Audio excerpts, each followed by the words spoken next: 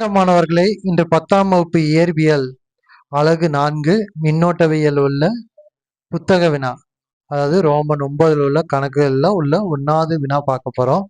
ஒரு மின் சலவை பெட்டி அதிகபட்ச வெப்பத்தை வெளியிடும் போது 420 வாட் மின்திறனை நுகர்கிறது. குறைந்தபட்ச வெப்பத்தை வெளியிடும் போது 180 வாட் மின்திறனை நுகர்கிறது. அதற்கு 220 வோல்ட் மின்னழுத்தம் கொடுக்கப்பட்டால் இரு நிலைகளிலும் அதன் வழியே பாயும் மின்னோட்டத்தின் அளவுகளை கணக்கிடுக. சரியா? இப்போ இது ஒரு சலவை பெட்டிங்கிறது இங்க என்னது? அயன் பாக்ஸ் தான். இந்த அயன் பாக்ஸ் சரியா, மின்னழுத்தம் எவ்வளவுதான்? 220 வோல்ட். மின்திறன் சரியா 420 வாட்டை வாங்குது. எப்போம்னா அதிகபட்ச வெப்பநிலையை வெளியிடும் போது.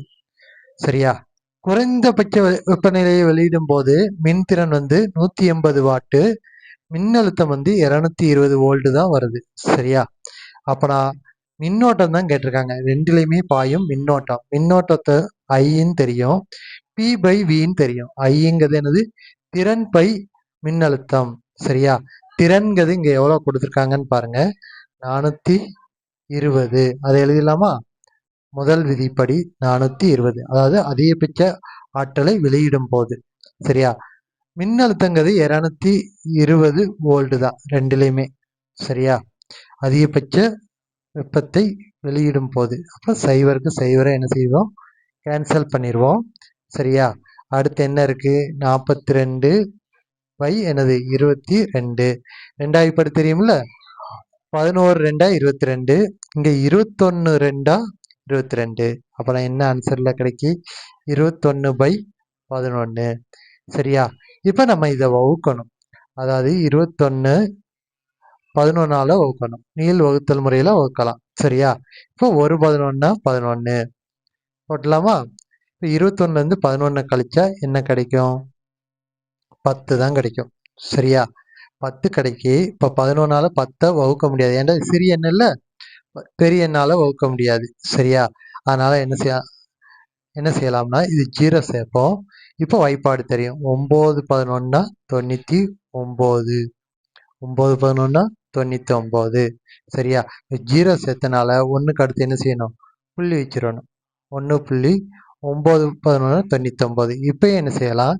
இதுல 100ல இருந்து 99 கழிச்சா 1 தான். சரியா, இப்போ 0 சேர்ப்போம். சிறிய எண்ணு தான். 11 10 சிறிய எண்ணு தான், வகுக்க முடியாது. அப்போ திரும்பி 0 சேர்ப்போம். 0 சேர்த்தனால இங்க நம்பர் இருக்கு, இந்த நம்பரும் போட வேண்டாம். திரும்ப 0 சேர்க்கல. 9க்கு அடுத்து என்ன சேர்க்கணும்? 0 சேர்த்துடணும். சரியா, இப்போ 11 9 9 11 99. சரியா, இதோட நிறுத்திடுங்க. சரியா, அப்ப நான் இதோட மதிப்பு என்னன்னு பார்த்தீங்கன்னா 21 பை 11ஓட மதிப்பு 1.909. சரியா, ஐ தானே? ஐங்கிறதுக்கு யூனிட் என்னது? ஆம்பியர் எழுதினாலும் சரி, இல்லைன்னா என்னது ஏன்னு போட்டாலும் சரி. சரியா, அடுத்து மின்னோட்டம் விதி 2. விதி 2ன்னு எழுதியிருக்கோம்ல.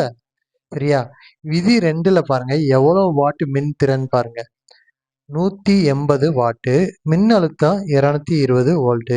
சரியா, இதுல ஐ கண்டுபிடிக்கணும். இப்போ ஐங்கிறது என்னன்னு தெரியும், வி பை வின்னு தெரியும். பிங்கிறது என்ன தெரியும்? 180 வோல்ட், 220 வோல்ட். விங்கிறது 260 வோல்ட். சரியா, இப்போ 0க்கு 0 கேன்சல் பண்ணிடுவோம். என்ன இருக்கும்? 18 பை 22. ரெண்டாவது தெரியும், 11 2 22, 9 2 19. அப்புறம் என்ன ஆன்சர் கிடைக்கும்? 9 பை 11. இதை வகுக்கணும். 9 பை 11 வகுக்கணும். 9 பை 11. சரியா, 11 வகுக்கலாமா? இப்போ சிறிய எண்ணு உள்ள உள்ளது 9ங்கிறது 11ஐ விட சிறிய எண்ணு. அதனால என்ன சேர்ப்போம்? 0 சேர்ப்போம். இங்க பாயிண்ட் வச்சுக்கிடுவோம். சரியா, இப்போ வகுக்கலாம். அதாவது 8 11 88. அந்த 88 போட்டுருங்க. சரியா, 90ல இருந்து 88 கழிச்சா 2.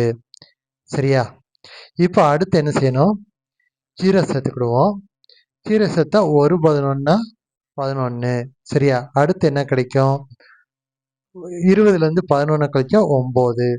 சரியா? 9ல் 0 சேர்ப்போம். இங்கே நம்பர் இருக்குது, அதனால் அங்கே செய்வர் எதுவும் சேர்க்க வேண்டாம். இப்போ என்ன செய்வோம்? 8 11 88 இப்படியே போய்கிட்டே இருக்கும். சரியா? நமக்கு இந்த 3 பாயிண்ட்க்கு அடுத்து ஒரு 3 டெசிமல் இருக்குதாப்புல பார்த்துக்கோங்க. சரியா? அப்போ ஐங்கிறது என்ன கிடைக்கும் நமக்கு? விதி 2ல் 0. சரியா? 0.818 கிடைக்கும். சரியா? அப்போ இதோட யூனிட் என்ன?